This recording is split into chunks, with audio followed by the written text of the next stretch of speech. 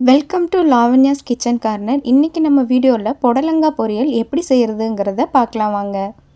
இதுக்கு நம்ம ஒரு கடாயை சூடுபடுத்தி அதில் ஒரு குழிக்கரண்டி அளவு எண்ணெய் ஊற்றிக்கலாம். எண்ணெய் நல்லா சூடானதுக்கப்புறமா 1/4 டீஸ்பூன் அளவு கடுகு சேர்த்துக்கலாம். கடுகு பொரிஞ்சு வந்ததுக்கப்புறமா 1 ஸ்பூன் அளவு கடலைப்பருப்பை அதில் சேர்த்துக்கலாம். சேர்த்து ரெண்டும் நல்லா பொரிஞ்சதுக்கப்புறம் 4-5 கருவேப்பிலையை அதில் சேர்த்துடலாம். இப்போது தின்னாக ஸ்லைஸ் பண்ணி வச்சுருக்க 2 வெங்காயம், 4 வரமிளகா இது எல்லாத்தையும் சேர்த்து நல்லா மிக்ஸ் பண்ணி வதக்கிடலாம். வெங்காயம் நல்லா கோல்டன் ப்ரௌன் ஆகி வர அளவுக்கு வதக்கணும். இந்த அளவுக்கு வெங்காயம் வதங்கியிருக்கணும்.